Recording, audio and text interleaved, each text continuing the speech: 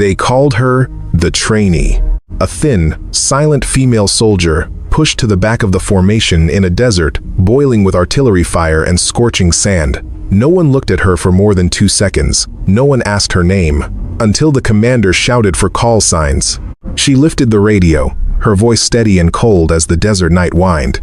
Desert Serpent has locked target. The entire platoon froze, not from fear of the enemy, but because that name should have disappeared years ago, along with shots that never missed. The C-130 engines screamed against thin air as Staff Sergeant Marcus Brennan studied the new face across the cargo bay. She sat alone at the far end, field pack at her feet, rifle secured vertical against her shoulder. No patches, no insignia beyond rank, no combat ribbons.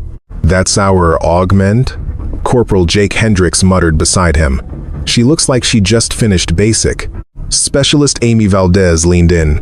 "Her file came through this morning. Transfer from somewhere. Half the pages are redacted." "Redacted means desk job," Hendricks said. "Means she pissed someone off and got sent here as punishment." The woman, her name tape read Calloway, stared straight ahead. Not at them, not at anything. Her face held no expression. Her hands rested loose on her thighs, fingers occasionally twitching as if counting something invisible. Brennan had seen that look before. Combat vets sometimes developed it, but her record showed no deployments, no field time, nothing that would earn that 1,000-yard stare. The loadmaster's voice crackled. 5 minutes to drop zone. The platoon stood, checked gear, formed up. Calloway rose last, movements economical and precise.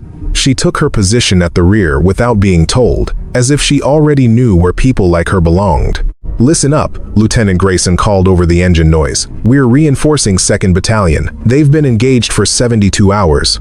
Hostile forces have been using the terrain dunes, wadis, abandoned structures to mount hit-and-run attacks. Our job is to secure Grid 7 and hold it until the supply convoy reaches the forward base."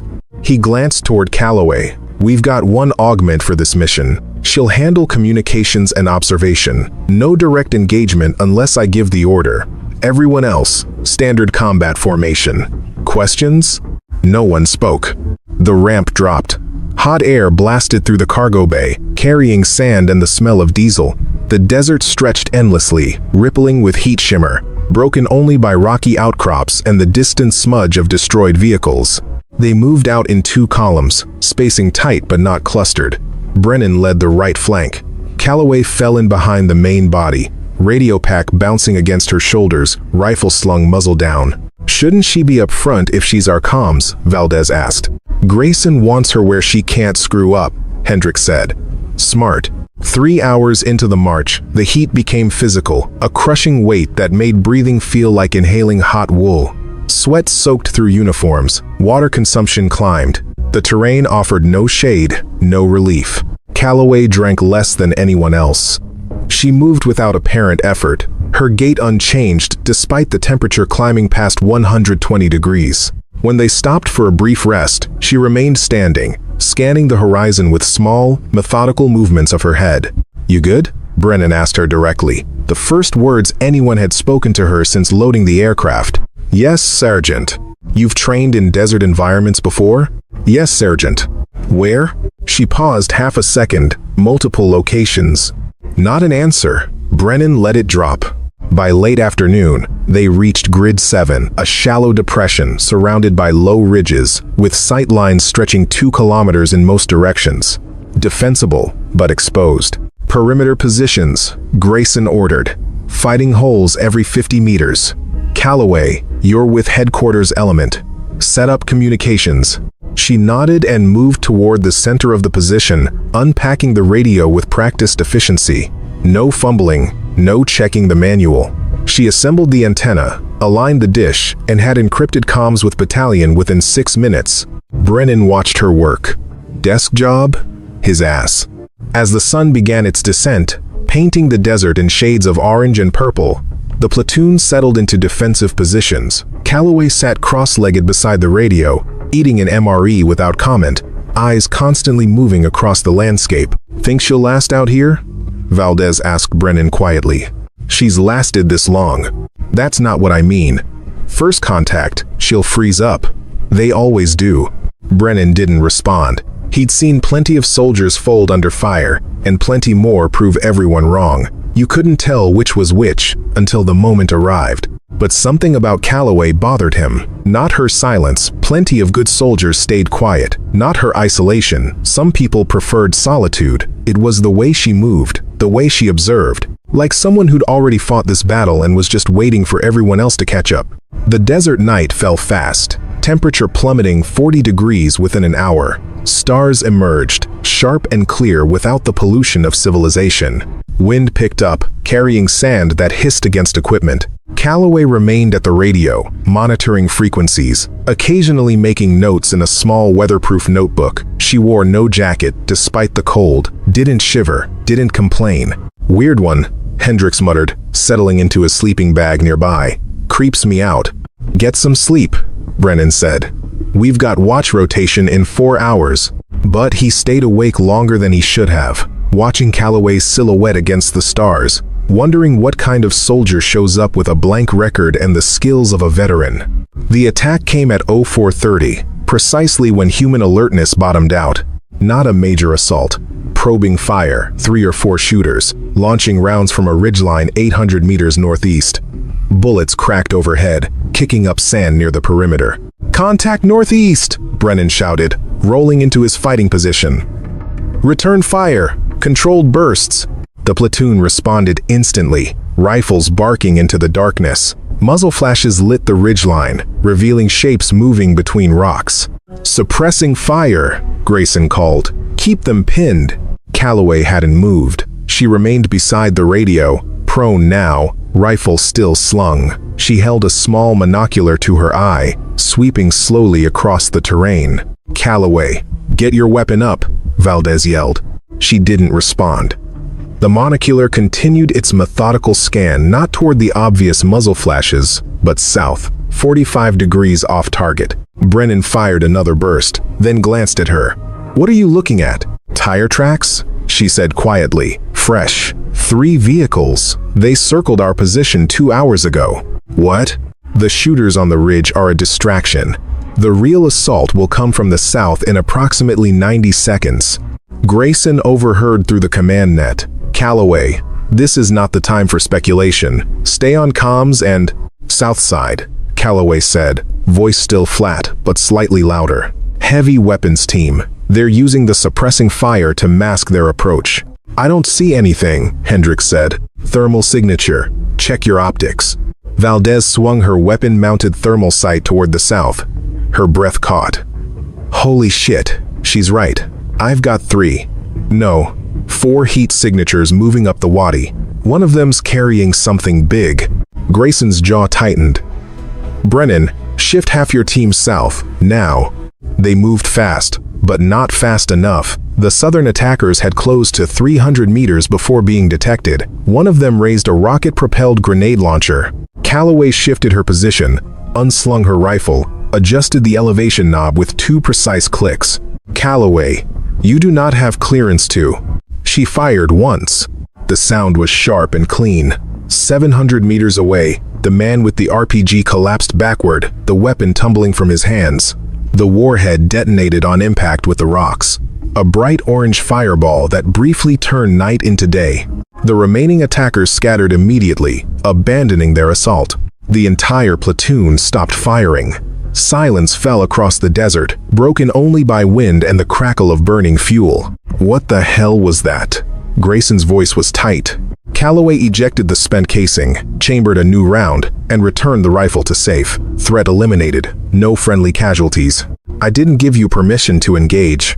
You were about to lose soldiers. That's not your call. She didn't argue, didn't defend herself. She simply turned back to the radio and resumed monitoring frequencies as if nothing had happened.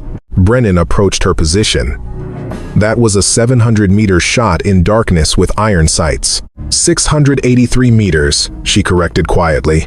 Wind from the northeast at 8 knots. Temperature 51 degrees. Elevation compensation required 1 MOA adjustment. Who are you? She looked at him then, really looked at him. and he saw something in her eyes he couldn't name. Not pride, not satisfaction, something colder. "Someone who doesn't miss," she said. Morning light revealed more than Grayson wanted to see. The tire tracks Calloway had mentioned were clear now, deep ruts in the sand where vehicles had circled the position during darkness, probably conducting reconnaissance. The ridgeline where the initial fire had come from showed evidence of a prepared position, not a hasty ambush. "They knew we were here before we arrived," Brennan said, studying the tracks. Grayson nodded grimly. Battalion intelligence was wrong. "This isn't hit and run. They're coordinating. We need to relocate," Calloway said. Every head turned toward her. She stood apart from the group, studying the surrounding terrain through binoculars. "Excuse me?" Grayson said. "This position is compromised. They've mapped our defensive layout. Next assault will be multi-directional with prepared fire support. Current casualties projection is 63% within first 30 minutes of engagement. I didn't ask for your assessment. You should have." She lowered the binoculars. "There's a canyon network 2 kilometers west. Narrower approaches, better cover, access to high ground for observation. We can establish interlocking fields of fire that—" "Enough." Grayson's voice cut like a blade. "Your communication support, not tactical planning. We're holding this position as ordered. With respect, sir, your orders will get people killed." The air went electric. Several soldiers shifted uncomfortably. "You didn't speak to an officer that way. Not in the field, not ever." Grayson stepped closer to her, voice low and dangerous. "You want to end your career right here, Private Calloway? Because that's exactly where you're headed. We're holding this position. Battalion needs Grid 7 secured for the supply convoy. That's the mission. You don't get to rewrite it because you fired one lucky shot." Calloway held his gaze for a long moment. Then she nodded once. "Understood, sir." She turned and walked back to the radio. "Christ," Valdez whispered. "She's got balls. I'll give her that." "She's got a death wish," Hendricks muttered. "Talking to an officer like that." Brennan said nothing. He was watching Calloway's back, the set of her shoulders, the way she moved. Not defeated, not chastened, just waiting. The temperature climbed as morning wore into afternoon. 115 degrees, 120. The rocks became too hot to touch. Heat shimmer made the horizon liquid and unstable. The wind shifted at 1300 hours. Calloway noticed first. She stood abruptly, turning her face into the breeze, eyes narrowing. "Sergeant Brennan," she called. He crossed to her position. "What?" "Winds changed direction. Coming from the east now. Do you smell that?" He inhaled deeply. Under the sand and heat, something else. Something chemical. "What is that?" "Diesel. Heavy equipment." She pointed east. "They're moving something big. Probably within 5 kilometers. Could be our supply convoy." "Wrong direction. Convoy approaches from the south." She checked her watch. "And they're not due for another 6 hours." Brennan relayed the information to Grayson. The lieutenant dismissed it. "Probably civilian traffic. There are still towns operating in this region." "Sir, we should at least send out a patrol too." "Negative. We're not splitting our forces based on speculation from someone who can't follow orders." Calloway turned away without comment, but Brennan saw her jaw tighten fractionally. The afternoon dragged on. Soldiers sought shade where none existed, rationed water, tried to rest despite the heat. Calloway remained alert, periodically scanning the terrain, making notes in her small notebook. At 1600 hours, she spoke again. "They're staging." "What?" Valdez asked. "East position. 3 kilometers out. They're gathering forces." Calloway's voice remained level, but something had changed in her posture, a coiling readiness, like a spring being compressed. "Large assault. Tonight. Maybe 2 hours after sunset." "How the hell could you know that?" Hendricks demanded. "Dust patterns, vehicle movement, radio chatter on unsecured frequencies." She gestured toward her notebook. "They're being deliberate, methodical. This won't be another probe." Grayson overheard. "Calloway, if you can't control yourself, I'll have you confined to." "Do what you want, sir. But you should move this platoon before 2000 hours." "We're not moving." "Then you should prepare for significant casualties." The silence that followed was thick enough to cut. Grayson's face flushed red despite the heat. "Get out of my sight. Now." Calloway gathered her notebook and walked to the perimeter's edge, sitting alone in the sand, staring east into the gathering dusk. Brennan found himself standing beside Grayson. "Sir, what if she's right?" "She's not. She's a washout, trying to make herself important."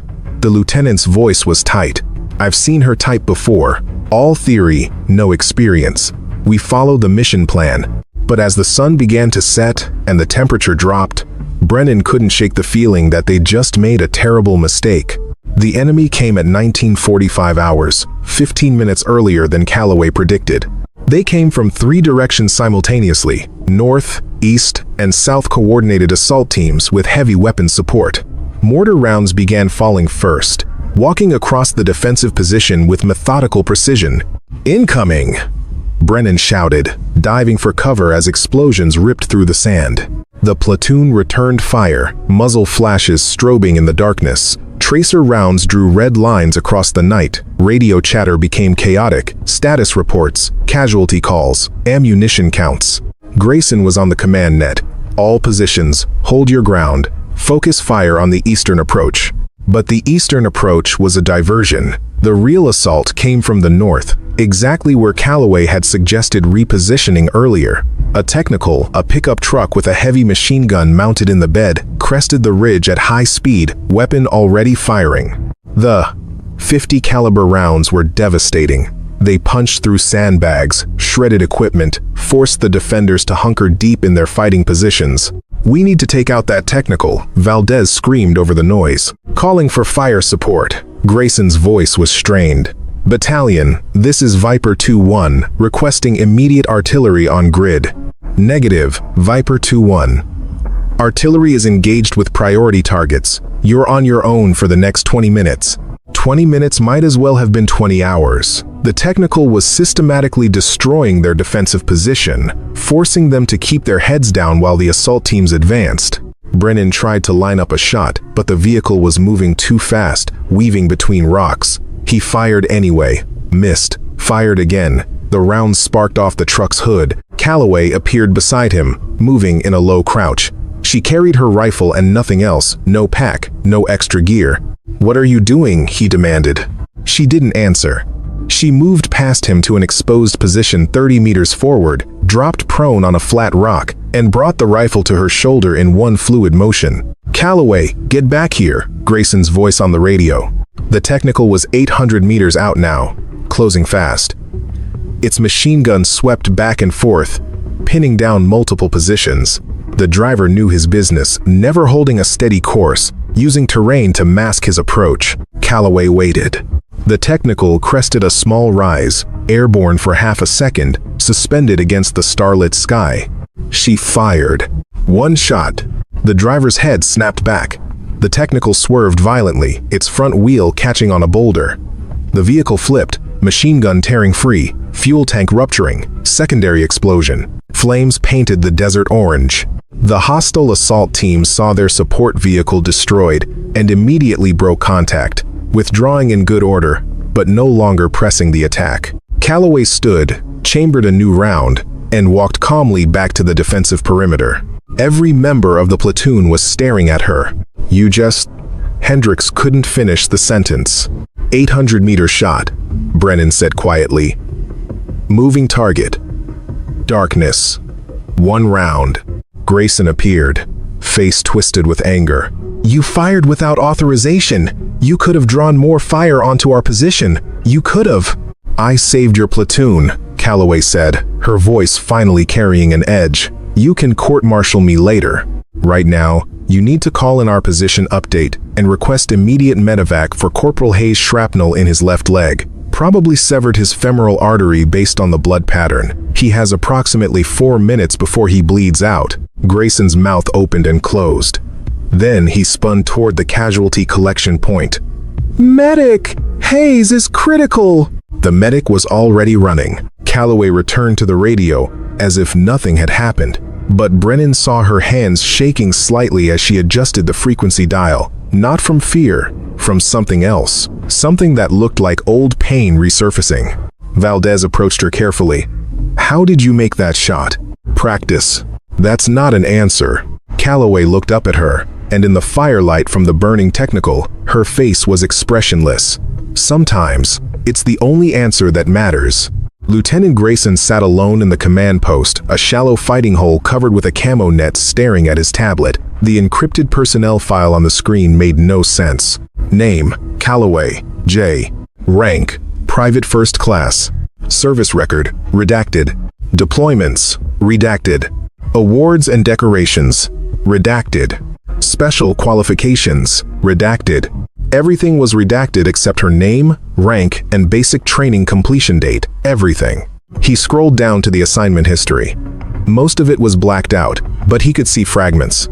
Attached to redacted for operations in. Specialized training in redacted and advanced. Incident resulted in redacted casualties and subsequent.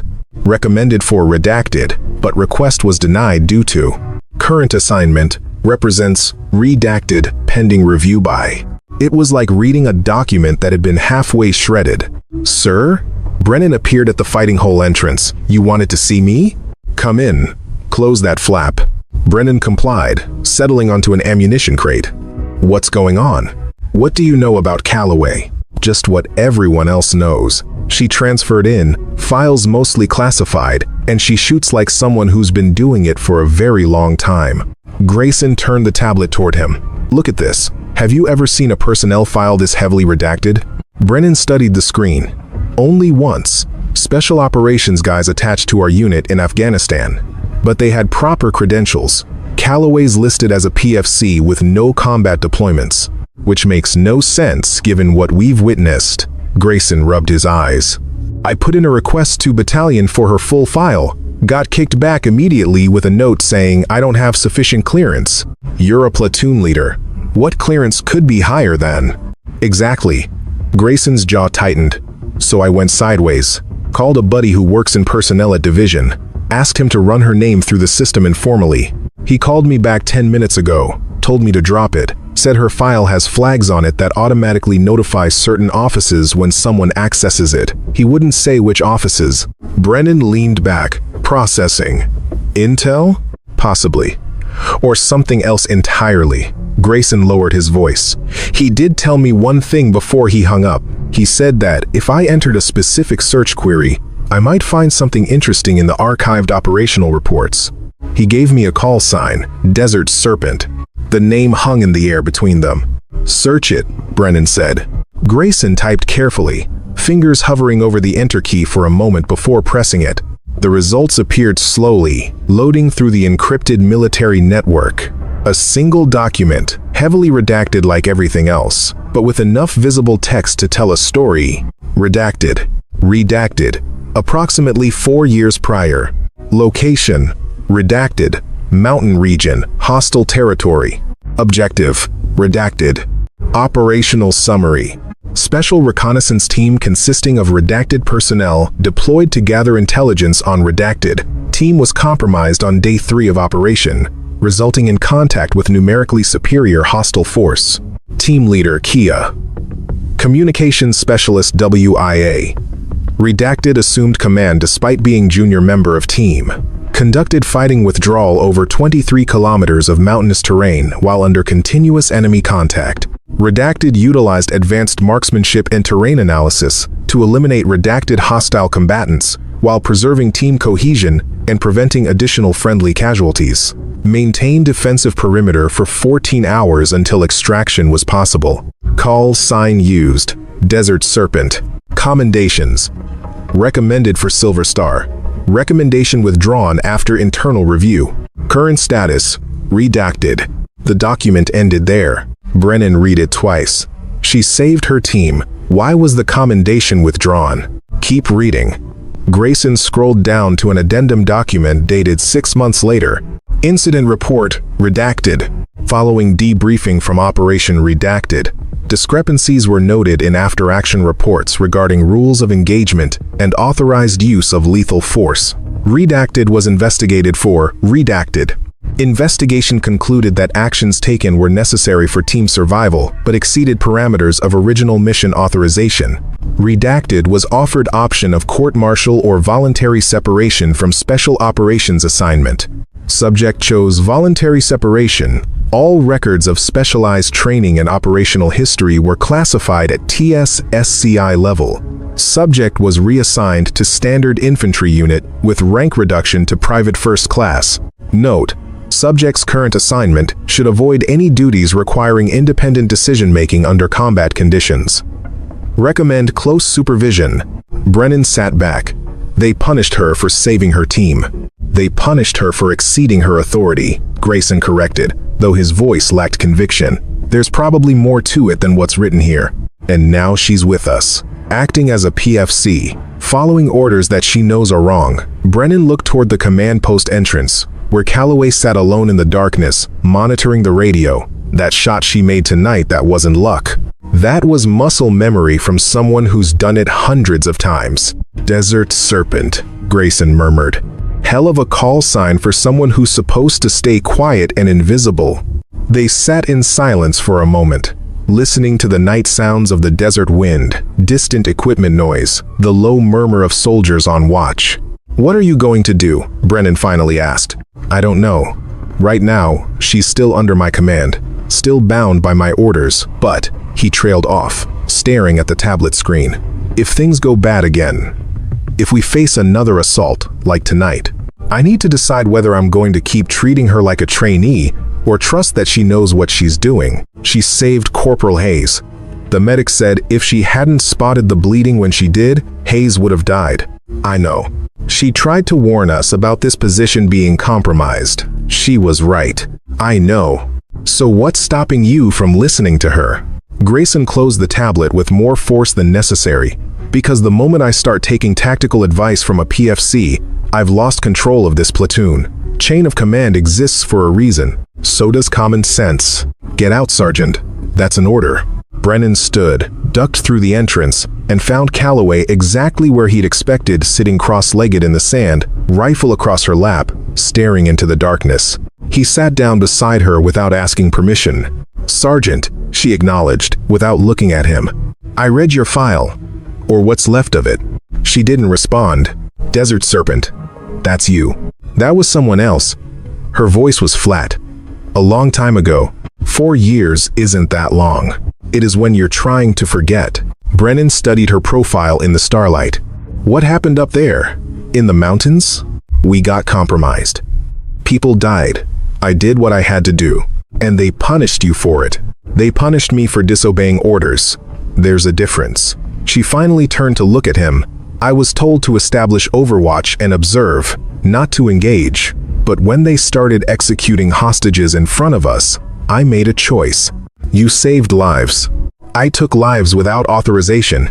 In the military, that's called exceeding your mandate." She turned back to the darkness. "They were right to discipline me. I knew the rules. I broke them anyway.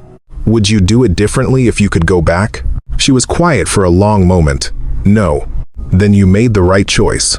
"The right choice still has consequences, Sergeant. That's something they teach you in special operations, but forget to mention in basic training. Every trigger pull, every decision, every time you step outside the chain of command, it costs something. Sometimes it costs everything." They sat in silence, and Brennan realized he wasn't sitting next to a troubled private. He was sitting next to a warrior who'd been broken down and rebuilt as something lesser, forced to watch from the sidelines while others made mistakes she could prevent. "For what it's worth," he said finally, "I'm glad you're here, even if nobody else is." Calloway nodded once. "Get some sleep, Sergeant. Tomorrow's going to be worse than today." "How do you know?" "Because they're not done testing us yet. Tonight was reconnaissance in force. They know exactly how many of us there are now, what weapons we have, how we respond to pressure." She checked her watch. "They'll hit us again. Bigger force. Better coordinated. Probably right before dawn when we're most vulnerable. You should tell Grayson." "He won't listen." "Not to me." She adjusted the rifle on her lap. "But you could tell him. Make it sound like your own tactical assessment. I'm not going to take credit for your work. I don't need credit. I need this platoon to survive." She met his eyes again. "Pride doesn't matter out here, Sergeant. Only keeping people alive matters. If that means you tell Grayson it's your idea, so be it. Brennan stood, brushing sand from his uniform. You're a better soldier than most officers I've served under. That's why I'm a PFC now. She smiled slightly, the first expression of humor he'd seen from her. Good night, Sergeant. He walked away, leaving Desert Serpent alone, in the darkness where she belonged, watching, waiting, ready for whatever came next. The night stretched cold and infinite. Calloway sat at the perimeter's edge, away from the others, away from the command post, away from the judgment in their eyes. They didn't understand. They couldn't. Most soldiers fought wars defined by clear rules, proper authorization, and chain of command that made sense. She'd fought a different kind of war. The memories came unbidden, as they always did during lonely hours when exhaustion lowered her defenses. The mountain operation. 4 years ago. A lifetime ago. They'd inserted at night, 6 of them, ghosts in the darkness, moving through terrain that wanted them dead. Her role had been simple: overwatch, observation, call out targets for the team leader, provide security from an elevated position, gather intelligence on enemy movements. Simple, clean, low risk. But intelligence was wrong. The village they were observing wasn't just a supply point, it was an execution site. She'd watched through her scope as they brought out the first hostage, a local teacher who'd cooperated with coalition forces. They made him kneel, made him beg. Then they shot him in the back of the head while a crowd of coerced villagers watched. Her team leader's voice in her earpiece. Hold position. Do not engage. We're here to observe, not interfere. Those are the orders. Then they brought out the second hostage. A woman, young, pregnant, requests permission to engage. Her own voice, steady despite the rage building in her chest. Negative, Serpent. Hold your position. We document, we report, we extract. That's the mission. They're executing civilians. We've documented 3 execution sites already. This doesn't change anything. Hold your position. The woman was crying, pleading with her captors in a language Calloway didn't speak but understood perfectly. Please, mercy, think of my child. They didn't think of her child. Calloway squeezed her eyes shut now, sitting in the desert 4 years later, but she could still see it. Could still see the woman fall. Could still see them drag out the third hostage. A boy, maybe 12 years old. His father had been the teacher they'd executed first. Serpent, this is lead. Do not engage. That is a direct order. She'd clicked off her radio. 3 shots. 3 dead executioners. She'd reloaded and put suppressing fire on the remaining hostiles, allowing the villagers to scatter, giving them time to escape into the mountains. The enemy response had been immediate and overwhelming. They'd known coalition forces were in the area but hadn't pinpointed the location. Her shots gave them a target. 23 kilometers of fighting withdrawal. Team leader killed in the initial contact. Communications specialist took a round through his shoulder. She'd assumed command not because she wanted to, but because she was the only one still combat effective. 14 hours of continuous engagement. Keeping her team alive. Keeping them moving. Every ridge was another firefight. Every valley was another potential ambush. She'd burned through 800 rounds of ammunition and stopped counting her kills after 30. They'd extracted at dawn, helicopter landing in a hot LZ, while she provided cover fire from a collapsed building, its walls pocked with bullet holes, roof half-caved from mortar strikes. She'd been the last one on the bird. The inquiry had started before they even landed at base. You disobeyed a direct order. I prevented a war crime. You endangered your team. I saved civilians who would have been executed. You exceeded your mission parameters. I did what was right. Right isn't your decision to make, soldier. We have rules of engagement for a reason. We have command structure for a reason. You don't get to decide when orders no longer apply. They'd given her a choice.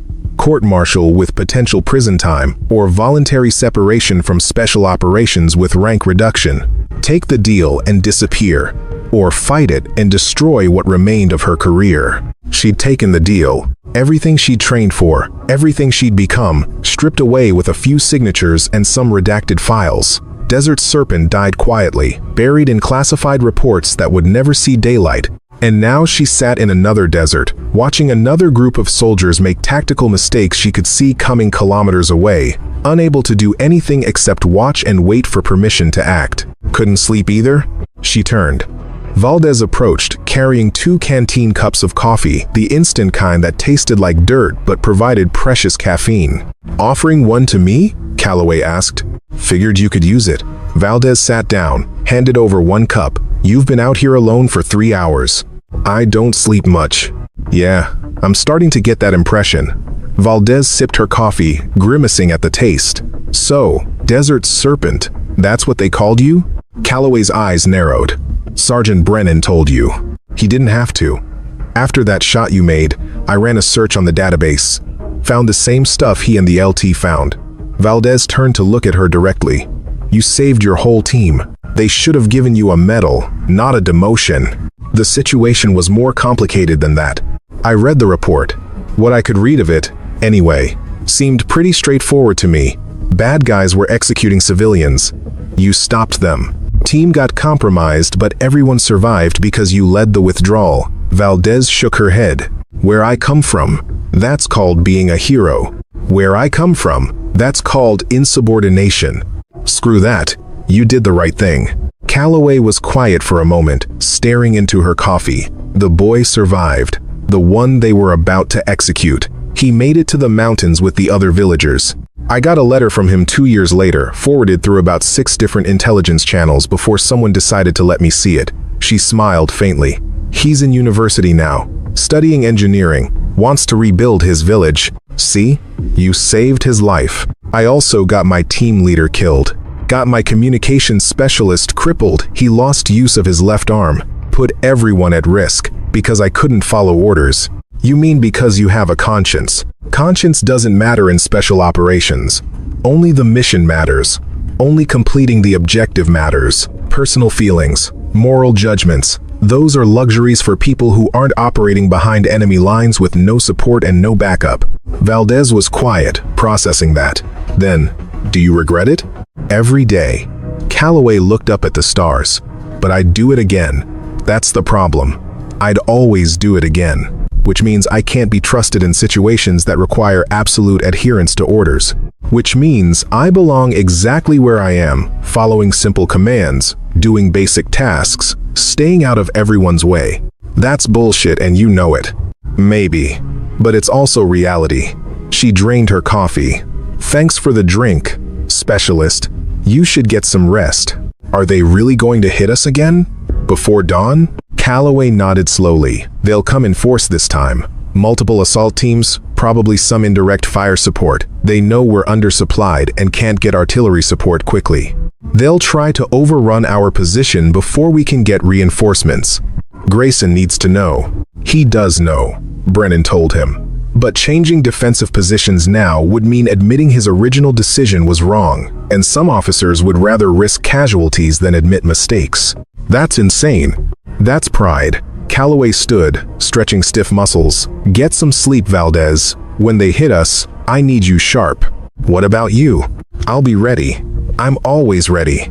Valdez left, glancing back once with an expression that might have been respect or might have been pity. Calloway couldn't tell the difference anymore.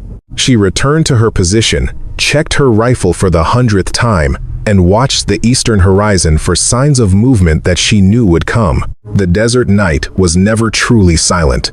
Wind whispered across sand. Equipment creaked. Somewhere, a soldier coughed. The radio hissed with static. And underneath it all, the sound of her own breathing, steady and controlled, the rhythm of someone who'd learned long ago that sleep was a luxury she couldn't afford. Desert Serpent didn't sleep. She hunted. The assault began at 05:15, 45 minutes before sunrise. Mortar rounds fell first, impacting with systematic precision around the defensive perimeter. Not random harassment fire, this was deliberate targeting, walking explosions inward to pin the defenders in place. Incoming, the cry went up simultaneously from multiple positions. Calloway was already moving, sprinting toward the command post in a low crouch. She found Grayson shouting into the radio handset, face illuminated by the dim glow of his tactical display. Battalion, this is Viper 2-1. We are under heavy indirect fire. Request immediate counter-battery mission. Over. Viper 2-1, Battalion, no artillery available. Air support is 45 minutes out. Recommend you hold position and... The transmission cut off as another mortar round impacted nearby, showering the command post with sand and rock fragments. Grayson slammed the handset down. We're on our own. They're coming from 3 directions, Calloway said, appearing beside him. North, east, and southeast. Estimate 50 to 70 hostiles total. They'll use the mortar fire to close within assault distance, then rush the position simultaneously. I didn't ask for your analysis. You need it anyway. Sir, this position is indefensible against that many attackers. We need to consolidate, fall back to. We're not abandoning our grid square. Then we're going to die here. Grayson whirled on her, eyes blazing. If you can't follow orders, Calloway, I will have you restrained and... An explosion cut him off, larger than the others, impacting directly on their southern perimeter. The command post filled with smoke and the screaming of wounded soldiers. Hayes is down again, someone shouted. Alvarez too. We need a medic. Southside's collapsing, another voice called. They're in the wire. Grayson grabbed the radio again, but froze, staring at the tactical display. 3 red arrows converging on their position. 50+ hostiles, no support, limited ammunition, and now casualties mounting. Calloway watched him struggle with the decision, watched him realize that pride and regulations meant nothing when facing annihilation. What do you recommend? He finally asked, voice tight. Give me tactical control of the defensive fire. You handle casualty evacuation and coordinate with battalion for extraction. We can't win this fight, but we can make them pay for every meter they advance. You're a PFC. I can't just... You can court-martial me later. Right now, you need someone who knows how to fight outnumbered. She met his eyes. You know what I am, Lieutenant. You've read the reports. Let me do my job. Another explosion. More screaming. The smell of burning equipment and blood. Do it, Grayson said. Just keep them alive. Calloway snatched up the tactical radio and switched to the platoon net. Her voice came out cold and clear, cutting through the chaos.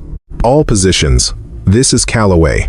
I have tactical control of defensive fire. Acknowledge. Silence. Then, one by one, the squad leaders responded. North position. Acknowledged. East position. Acknowledged. South position. What's left of it? Acknowledged. Good.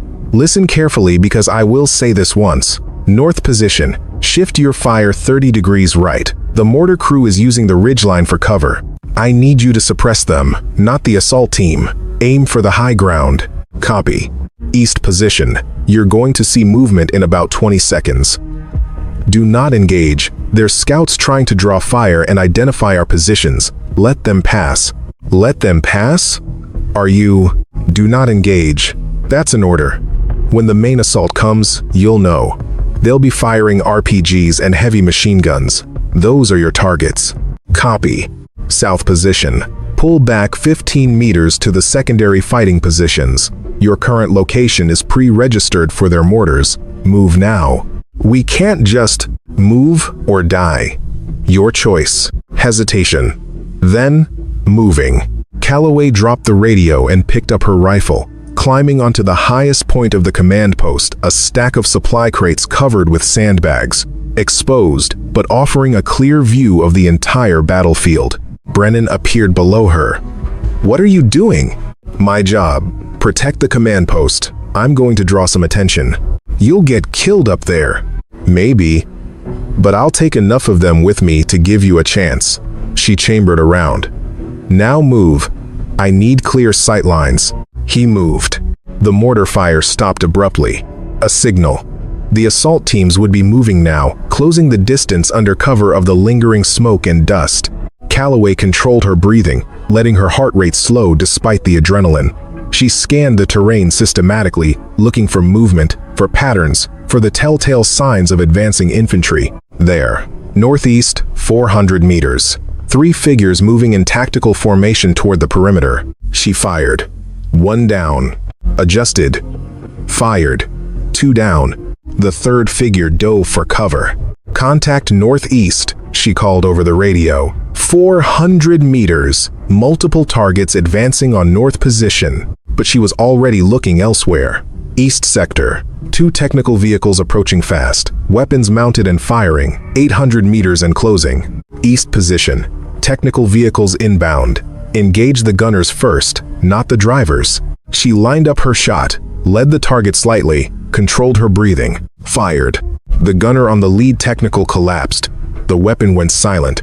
Second vehicle, different gunner. Harder shot because they'd seen what happened to the first crew. Fired. Miss. The round sparked off the vehicle's frame. Adjusted. Breathe. Fired. The second gunner fell. The vehicles swerved apart, drivers realizing they were being engaged by precision fire from an elevated position. Good. That would slow them down. South sector. The assault team there was larger, maybe 20 fighters, rushing the partially collapsed defensive line. South position, fall back to Rally Point Alpha, fighting withdrawal, alternate teams covering. The southern defenders peeled back in good order, laying down suppressing fire while moving, not a rout, a controlled retreat. The assault team pressed forward, emboldened by the apparent retreat. Calloway adjusted her position, picked her targets carefully. Not the lead elements, they'd just be replaced. The leaders, the ones in back directing the assault. 3 shots. 3 figures fell. The assault momentum faltered. North position, shift fire to south sector, crossfire pattern, do it now. The northern defenders repositioned, catching the southern assault team in a devastating crossfire. Bodies fell. The attack broke, survivors scattering back into cover. Cease fire, Calloway ordered. Conserve ammunition. Watch for secondary assault. She reloaded, scanning the battlefield again. 7 minutes of engagement. They'd stopped the initial assault, but this was far from over. The enemy was regrouping, reassessing, preparing for another attempt. Her radio crackled. Calloway, this is Grayson. We have 4 wounded, 2 critical. I've called for emergency medevac, but it's 20 minutes out. Copy. Hold the casualties at Rally Point Alpha. That's the safest location right now. What's your ammunition status? She checked her pouches. 60 rounds remaining. I've been selective. How many did you drop? 13 confirmed. Silence on the radio. Then, Jesus Christ. It's not over, sir. They'll regroup and hit us again, probably within 10 minutes. We need to establish fallback positions and... A new sound cut through the dawn air. Helicopter rotors. Viper 2-1, this is Reaper 6-5. We're inbound with your medevac and reinforcements. Pop smoke for identification. Reinforcements. They'd survived long enough for help to arrive. Grayson's voice came over the radio. Lighter now, infused with relief. All positions, mark LZ with purple smoke. Prepare for friendly helicopter landing. Calloway climbed down from her elevated position as purple smoke billowed across the defensive perimeter. The helicopter swept in fast and low, door gunners scanning for threats. It touched down for exactly 90 seconds, long enough to load the wounded, drop off 6 fresh soldiers and 4 crates of ammunition, then lift off again in a storm of rotor wash and sand. The enemy assault never came. Faced with reinforcements and the presence of helicopter support, they withdrew, melting back into the desert from which they'd emerged. By the time the sun fully rose, casting golden light across the battered defensive position, the battle was over. But everyone knew who'd won it. The debriefing took place in a hastily erected tent at the battalion command post, 5 kilometers from Grid 7. Lieutenant Grayson stood before a map board, pointer in hand, explaining the engagement to Major Patricia Rollins, battalion commander. The enemy assault began with concentrated indirect fire at 0515, Grayson said. They coordinated attacks from 3 directions simultaneously, attempting to overwhelm our defensive position. Casualties? Rollins asked. 4 wounded, 2 critical but stable. No KIA. Considering the size of the enemy force, our losses were minimal. How minimal? Intelligence estimates put the attacking force at 70 plus hostiles. That's correct, ma'am. And you held them off with a single platoon? Yes, ma'am. Rollins studied the map, frowning. Walk me through your defensive tactics. Grayson hesitated. This was the moment. He could take credit, file a report that made him look like a tactical genius, advance his career. Or he could tell the truth. He glanced toward the back of the tent, where Calloway sat alone, rifle propped beside her, expression unreadable. "I didn't win that fight, Major," Grayson said quietly. "She did." Rollins followed his gaze. "Who is she?" "PFC Calloway, our augment. She took tactical control of the defensive fire during the engagement. A private first class assumed command. I gave her permission. She has unique qualifications, such as she's Desert Serpent." The tent went absolutely silent. Rollins's expression shifted from confusion to recognition to something that might have been respect or fear. "You're telling me that Desert Serpent, the operator who disappeared 4 years ago, has been serving in your platoon as a PFC?" "Yes, ma'am. I accessed her classified file last night after observing her performance in previous contacts. Her record is extraordinary." "Her record is classified for good reason, Lieutenant." Rollins moved to the tent entrance, dismissing the aide standing there, then sealed the flap. "What I'm about to tell you does not leave this tent. Understood?" "Yes, ma'am." 4 years ago, during Operation Cold Stone, a reconnaissance team was compromised in hostile territory. The team leader was killed. A junior operator call-signed Desert Serpent assumed command and conducted a fighting withdrawal that became legendary in special operations circles. Rollins paused. She eliminated 37 enemy combatants over a 14-hour period while keeping her team alive. 37. Most of them precision shots at ranges exceeding 600 meters. Grayson felt his mouth go dry. When they debriefed her, the Special Operations Command wanted to know how she did it. Know what she told them? She said it was easy. You just had to not miss. Rollins shook her head. They ran her through every evaluation, every psychological screening. She wasn't unstable, wasn't traumatized. She was just better at killing than anyone they'd ever trained. And that terrified them. The inquiry wasn't about disobeying orders, Grayson realized. The inquiry was about what to do with a soldier who exceeded every parameter of normal human performance. They couldn't promote her, she was too junior, too unpredictable. Couldn't keep her in special operations, she'd proven she'd act independently when she disagreed with orders. Couldn't discharge her waste of talent, so they buried her, stripped her rank, reassigned her to standard infantry, and hoped she'd fade into obscurity. Why not just let her go? Because soldiers like her don't exist outside the military. She'd be dangerous as a civilian. At least here, we can monitor her, control her, keep her pointed in the right direction. Rollins looked toward the tent flap, toward where Calloway waited. She's been serving as a regular PFC for 4 years, following orders, staying quiet, until today. She saved my platoon. She saved your platoon by doing exactly what got her demoted in the first place, taking command without authorization and engaging targets using her own judgment. Rollins rubbed her temple. I'm going to have to report this.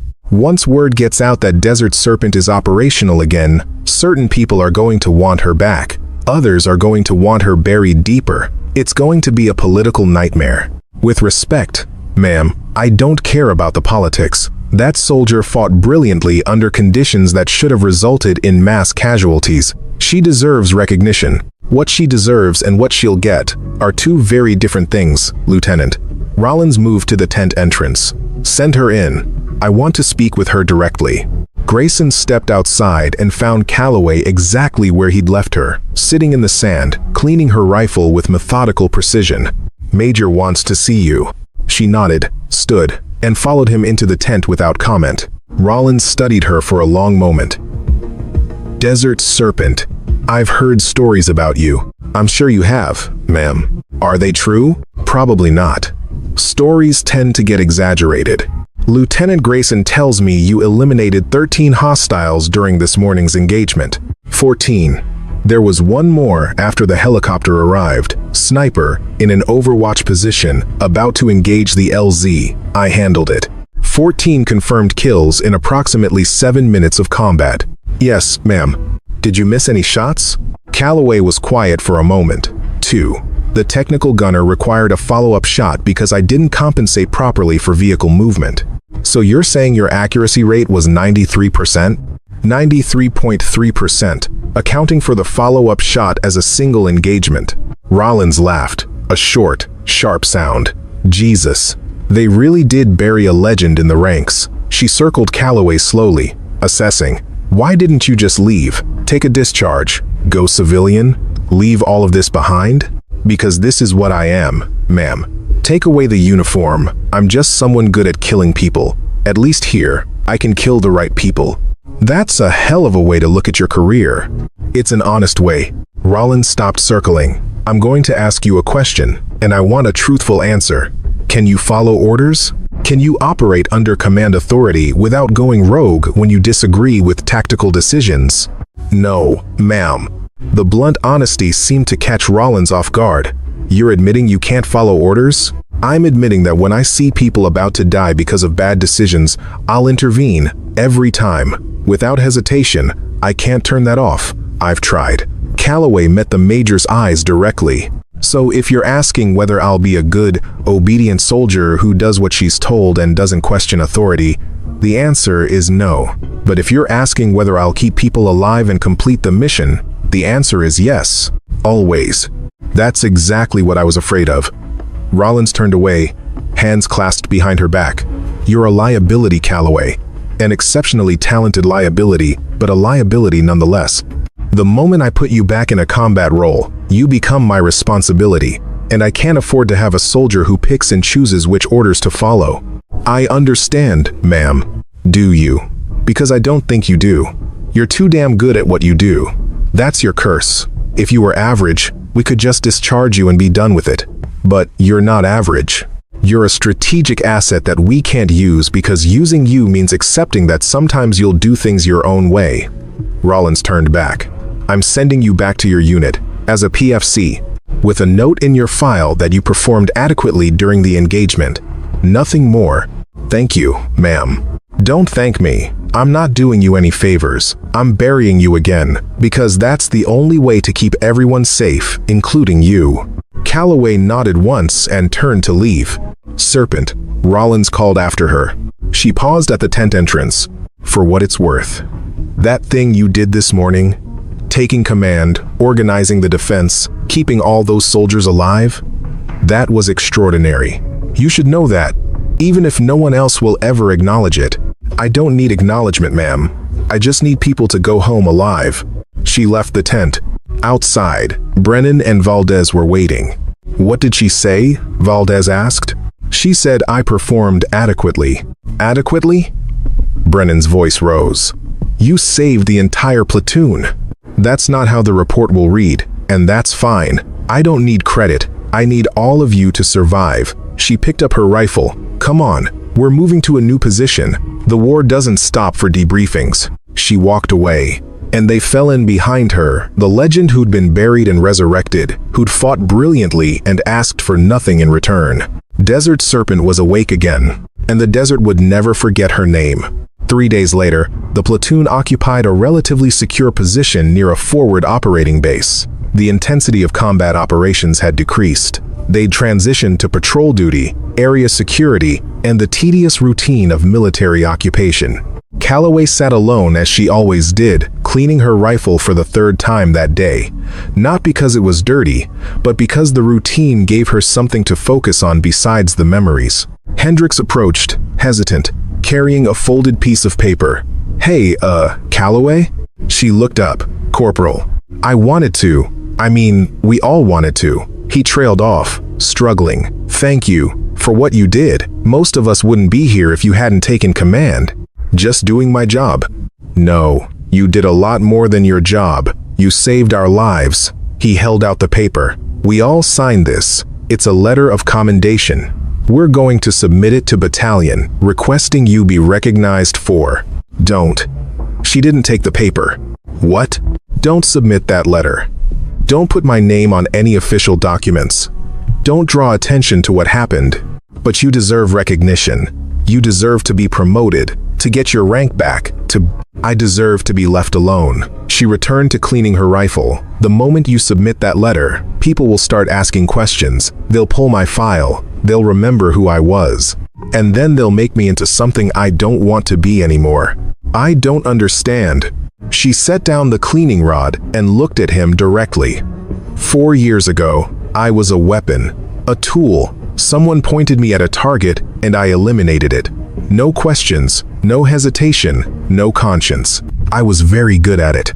So good that it scared the people giving orders, because they realized I didn't need them. I could identify threats and eliminate them faster and more efficiently than any command structure could authorize. That sounds like a good thing. It sounds like someone who can't be controlled. And the military, any military, runs on control, on hierarchy, on following orders, even when those orders are stupid or wasteful or get people killed. She picked up the cleaning rod again. So they took away my rank and buried me in the system. And you know what? They were right to do it. Because I can't follow orders I disagree with. I physically can't do it. Which makes me dangerous to everyone around me. Hendricks was quiet for a moment. You saved us. This time. But what about next time, when my judgment is wrong? What happens when I take command and make a mistake that gets people killed? What happens when I'm so confident in my abilities that I stop listening to anyone else? She met his eyes. I've seen what happens to people like me, Hendricks. We either burn out or become monsters. Sometimes both. The only reason I've lasted this long is because I accepted my limitations and stepped back. So you're just going to stay a PFC forever? Keep your head down, never use your skills, pretend you're not one of the best soldiers in the entire military? Yes. Because the alternative is worse. He stood there, struggling with the concept, the letter still in his hand. Finally, he set it down beside her. I'm leaving this here. What you do with it is your choice. But everyone in this platoon knows what you did. Everyone knows who you really are. Desert Serpent isn't just a call sign. It's who you are. No, she said quietly. It's who I was. There's a difference. He left, and she picked up the letter, unfolding it carefully. The signatures covered the entire page. Every member of the platoon had signed. Some had added short messages. You saved my life. Thank you, Valdez. Never seen anything like it. Honored to serve with you. Brennan. You're a legend. Don't let anyone tell you different. Hayes. She read each message, felt something tighten in her chest, then carefully refolded the letter and tucked it into her pocket. She wouldn't submit it, but she'd keep it. That evening, she sat alone at the perimeter again, watching the sunset paint the desert in impossible colors. Footsteps approached from behind. She didn't turn around. You were right, Grayson said, settling onto the sandbag beside her. About everything. The position being compromised, the enemy tactics, the timing of their assault. You called it all exactly right. Yes, sir. I should have listened to you from the beginning. Yes, sir. I let my pride override my judgment. That's a failure of leadership. It's a common failure, sir. Most officers make the same mistake at least once. Is that supposed to make me feel better? No, sir. Just stating a fact. They sat in silence, watching the sun sink toward the horizon. Major Rollins called me this morning, Grayson said. Wanted to know if you were causing any problems. I told her you were performing your duties adequately. Thank you, sir. She also told me some of your history. Not all of it. Most of it's still classified, but enough for me to understand why you are the way you are. He turned to look at her. They took something extraordinary and tried to make it ordinary. That must have been difficult. It was necessary, was it? Or was it just easier for them to bury you than to figure out how to properly utilize your capabilities? She didn't answer. For what it's worth, Grayson continued, I'm putting in my report that you performed exceptionally during the engagement. Not adequately. Exceptionally. I don't care what Rollins says. The truth matters. The truth is dangerous, sir. For both of us. I know, but it's still the truth. He stood, brushing sand from his uniform. You asked me once if I would trust you when things went bad. The answer is yes. Next time, if there is a next time, I'll listen. You have my word. There's always a next time, sir. That's the nature of war. Then I guess we'll face it together. He started to walk away, then paused. One more thing. That call sign Desert Serpent. I looked up the meaning. Serpents in desert cultures are symbols of survival, adaptation, and lethal precision. They strike without warning and never miss. It's a good call sign. It's a dead call sign, sir. That person doesn't exist anymore. Doesn't she? He gestured toward the defensive position, toward the soldiers moving through their routines, alive because of her actions. Because from where I'm standing, Desert Serpent just saved an entire platoon. Seems pretty alive to me. He left her alone with the sunset and her thoughts. That night, she dreamed of mountains and gunfire, of choices made and prices paid. She woke before dawn, as she always did, and found the camp still and quiet. But on the radio left on the command frequency overnight, a transmission crackled through. Any station, this is Reaper 6-1. We have a situation developing in Grid 12. Multiple hostile contacts. Requesting experienced sniper support. Anyone with precision engagement capability, please respond. Calloway stared at the radio for a long moment. She could ignore it. Stay silent. Let someone else handle it. Or, she reached for the handset. Hesitated, then clicked the transmit button. Reaper 6-1 this is. She paused, considering. Then, this is Desert Serpent. I have precision engagement capability. Send coordinates. The radio went silent for several seconds. Then, Desert Serpent, confirm your call sign. Confirmed. Send coordinates. Copy, Desert Serpent, coordinates incoming. And, it's good to have you back on the net. She copied down the grid coordinates, checked her rifle, and moved to wake Grayson. The sun hadn't risen yet, but Desert Serpent was already hunting. The operation in Grid 12 lasted 6 hours, 3 sniper positions, 42 targets identified, 42 eliminated, 0 friendly casualties. By the time Calloway returned to base, word had spread throughout the battalion. Desert Serpent was operational again. The legend had returned. She found Major Rollins waiting outside the operations tent. "We need to talk," the major said. They walked to a quiet area behind the supply depot, away from curious ears. "I told you to stay buried," Rollins said, voice tight. "You told me I performed adequately. I performed adequately.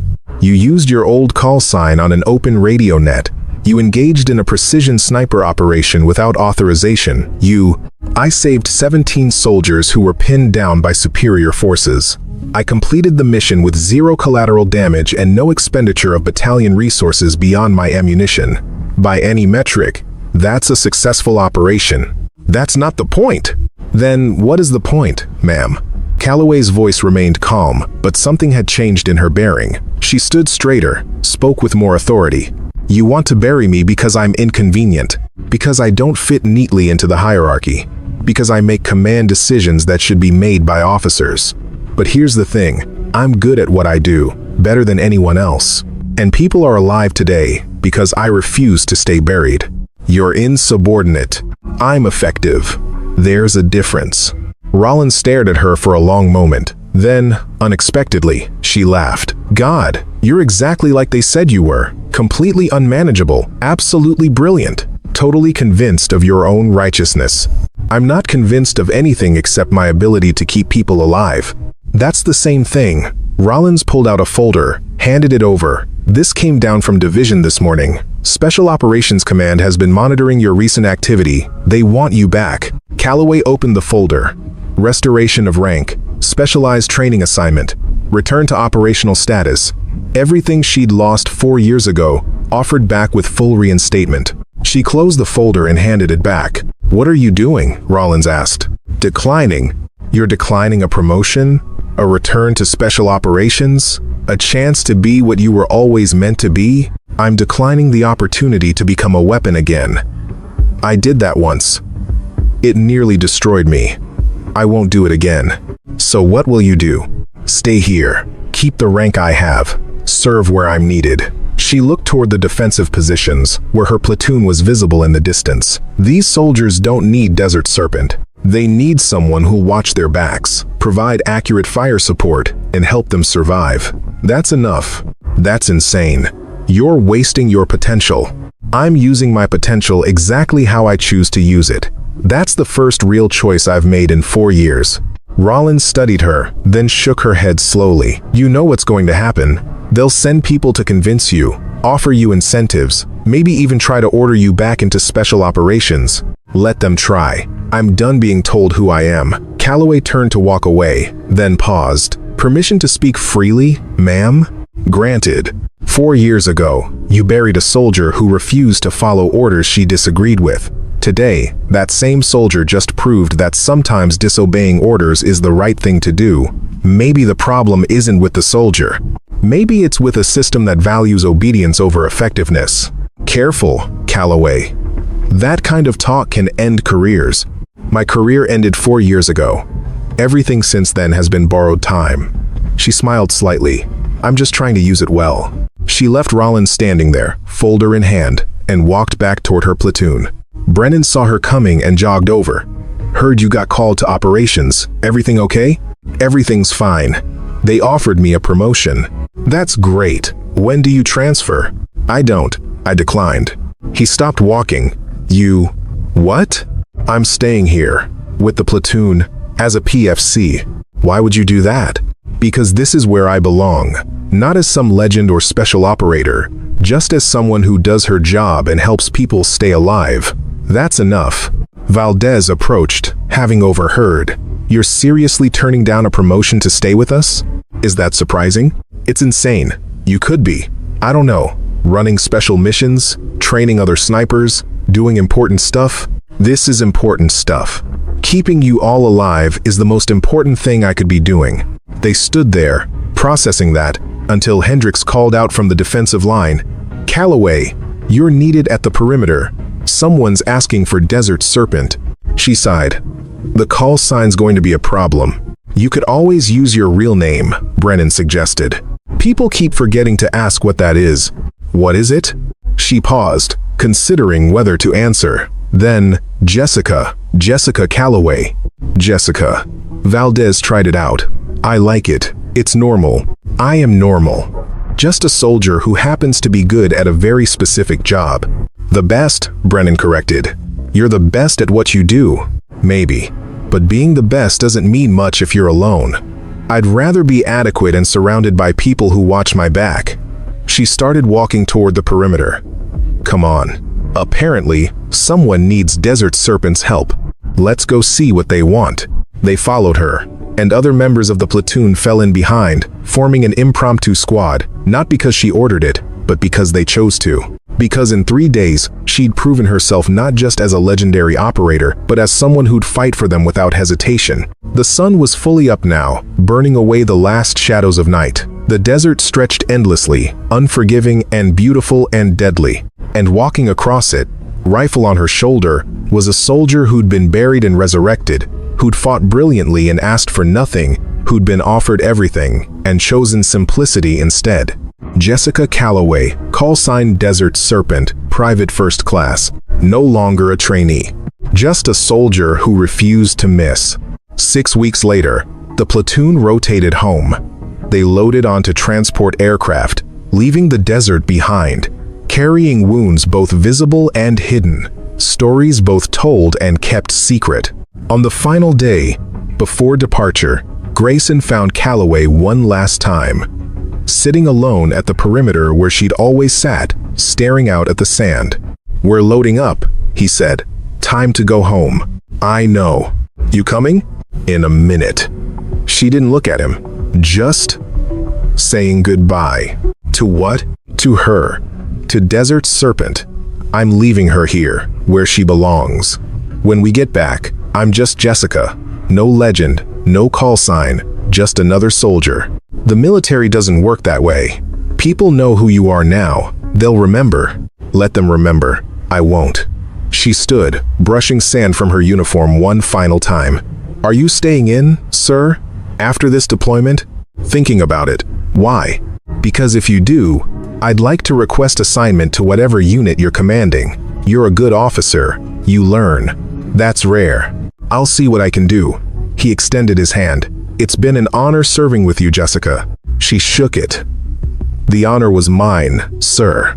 They walked back to the aircraft together, leaving the desert behind but carrying its lessons forward.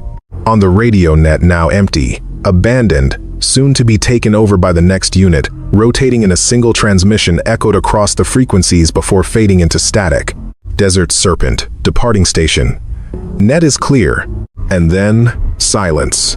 The desert kept its secrets, but it would never forget the soldier who'd moved through it like a shadow, striking without warning, protecting the living, and asking for nothing except the chance to do it all again. They called her a trainee. They were wrong. She was and always would be Desert Serpent, the legend who chose to be human.